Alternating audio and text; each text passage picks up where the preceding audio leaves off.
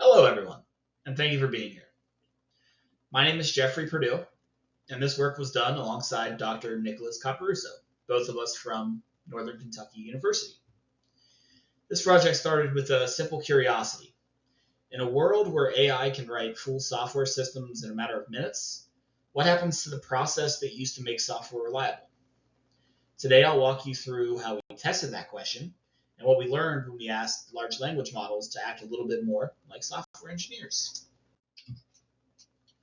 So large language models can now generate an entire application from a single prompt, a single line of text.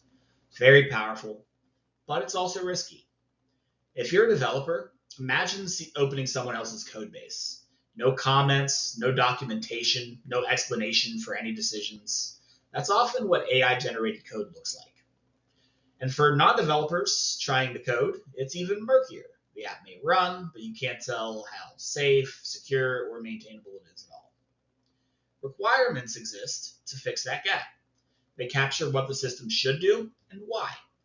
So we wondered, what if we made the model slow down and define those things first? So when humans build software, we start with structure, requirements, goals, and constraints. And when the LLMs build software, it often jumps straight to implementation. So our question was simple. What happens if we make it think first about what it's going to code?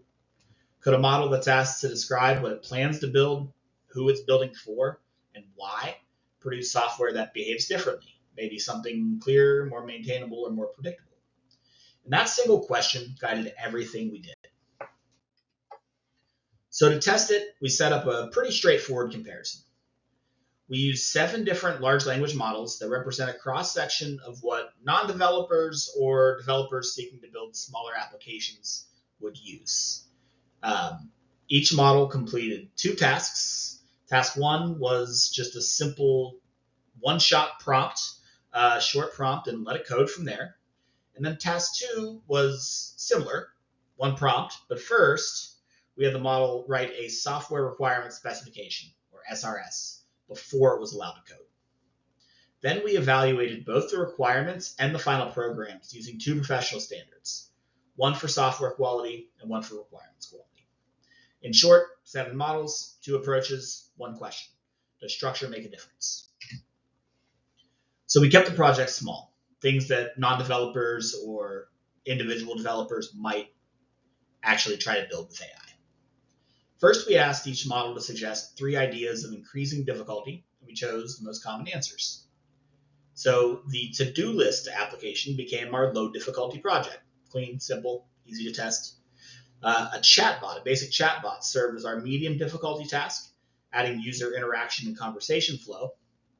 And going forward, we'll next take on a high difficulty challenge, a real-time collaborative text editor, to see how the same approach scales with complexity.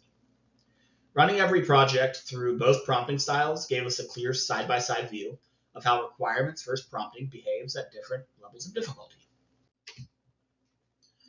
So the LLMs that we chose, these 7 models represent a pretty broad snapshot of the current landscape. Different architectures, different training data, and varying levels of openness. Our goal wasn't to crown a winner. We wanted to observe how each model reacted when we introduced a planning step. Think of it like watching 7 different developers tackle the same task. Each has unique habits, but adding structure might change how all of them approach the problem. So once we had the working code, we evaluated it using the ISO 25010 standard. That standard defines 8 dimensions of quality, things like functional suitability, reliability, usability, and maintainability. To make this concrete, we ran every program, we looked at the output, and then manually scored each dimension from 1 to 5. For example, maintainability means, could another developer pick this up and keep working? Portability asks, would it still run in another environment? Reliability checks whether it behaves the same way twice, so on and so forth. These categories gave us a structured way to measure the real engineering quality of each AI-generated artifact. We also analyzed the written requirements themselves with IEEE 29148. And that standard spells out what a strong software requirement specification should include. things like context, user roles, environment, and assumptions. And similar to software quality, we scored each of the model-generated documents from 1 to 5 across those categories. The goal was to see whether the written structure carried through to the quality of the code. Essentially, can a model reason like an analyst before it codes like a developer? So before diving into the numbers, let's talk about how the models behaved. So in task 1, the prompt-only mode, they jumped straight into code. Frameworks were chosen arbitrarily, sometimes Python, sometimes JavaScript, and documentation was minimal. If you've ever inherited code with no comments, you know that feeling of trying to untangle someone else's logic. That's what these look like. In task 2, things changed. Writing requirements first forced the models to pause. They began describing user roles, constraints, and validation rules before coding.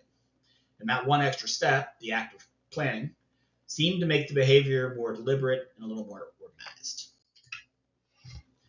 So here's what it looked like in practice. So these screenshots come from the to-do list application. The version built with requirements first prompting included clearer labels, input validation, and an overall cleaner interface. Small differences, but they definitely point to a shift in how the model conceptualized the app. And this is the chatbot project. You can see similar improvements here, more consistent responses and smoother error recovery, and definitely a significantly improved user interface. These visuals help illustrate how that initial planning step influenced what the models ultimately produced. When we compared results numerically, we saw improvement across all 8 quality dimensions. So for the to-do list app, the biggest jumps were in maintainability, reliability, and portability. Basically, the structural aspects of good code. Maintainability improved because the programs were clearer to read and reuse. Reliability rose as input validation appeared more often, and portability improved as the code ran smoothly in multiple environments. Of course, these aren't final conclusions, but they're encouraging signals that even a simple planning step might help models produce code that's more sustainable. We then moved to the medium difficulty chatbot project, which introduced conversation flow and unpredictable user input. The same upward pattern showed up again, especially in the same key areas of reliability, maintainability, and usability. Chatbots built with requirements first prompting handled dialogue state more consistently and made fewer input handling errors. The numbers were different, but the trend was the same. Structures seemed to guide quality, even in more dynamic systems. So what does this all mean?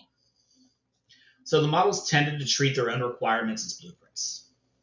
Once written, they followed them closely, rarely adding or skipping features. Structured prompting didn't just change what they built, it also changed how they built it. The process became much more organized and transparent. But there's still plenty that we do not know. How does this scale to a larger system? Or how would it behave in a multi-turn conversation? So we think of these results as early landmarks, just the first markers on a much bigger map. So we kept our scope intentionally small, 2 projects, 7 models, to make comparisons manageable. Each model completed its work in as few prompts as possible with no iterative feedback so that we could isolate the effective structure itself. That design choice limits how much we can generalize to complex multi-turn workflows. And while we used formal standards for scoring, human judgment still played a part. But these limitations don't undercut the results, they simply define where they apply. So next, we're taking the same framework to the hard challenge, right? The real-time collaborative text editor. That project brings in things like concurrency, timing, and shared editing, all things that'll test whether the same structure holds under stress. We'll also add a human-in-the-loop phase, where developers refine or critique the model-generated requirements. The goal is to see where the model structure holds up on its own and where human judgment still makes a measurable difference. Each new project adds another piece in the larger picture of where structure helps and where it doesn't.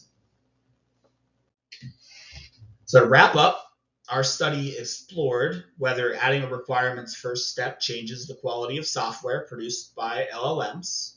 Across both projects, the pattern was consistent when models paused to plan. The code became more structured, more maintainable, and more reliable. That lines up with a principle that software engineers have known for a long time. Clarity early often leads to later quality.